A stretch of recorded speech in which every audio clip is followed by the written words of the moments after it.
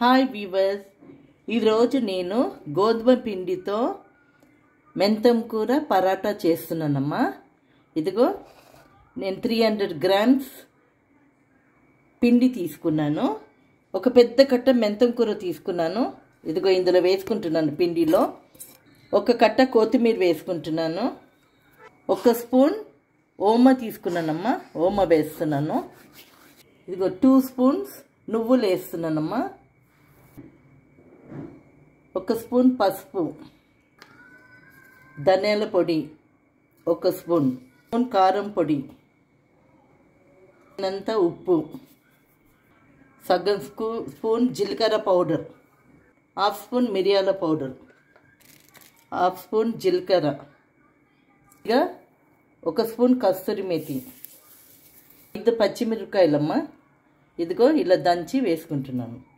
ఇప్పుడు ఇదంతా బాగా మిక్స్ చేసుకోవాలి, కలపాలి బాగా. ఒక స్పూన్ గరటలో తీసుకున్నానమ్మా పెరుగు,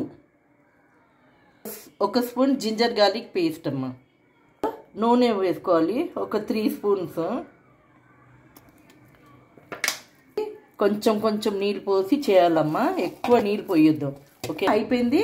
లాస్ట్లో కొద్దిగా నూనె తీసుకొని ఇట్లా పైన ఇలా చేసి పెట్టుకొని మూత టైట్గా మూసేయాలి. ఇదిగో మూసేస్తున్నాను టైట్గా. చూడమ్మా, ఇప్పుడు నేను ఇంత తీసుకున్నాను, రొట్టె చేస్తున్నాను. ఇదిగో ఓకే. ముందు కొంచెం నెయ్యి వేసుకోవాలమ్మా, ఉడవాలి. ఓకేనా?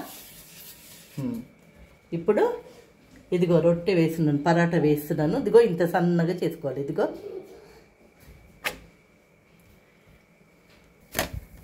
తిప్పుతున్నానమ్మా, ఇలా చేసుకోవాలి. నెయ్యి వేసుకోండి, నెయ్యి లేదంటే నూనె వేసుకోండి. ఓకేనా అమ్మా? ఇదిగమ్మా, ఇది మీకు అందరికీ ఓకేనా? ఇది నచ్చిందంటే లైక్ చేయండి, షేర్ చేయండి, సబ్స్క్రైబ్ చేయండి. Bye bye.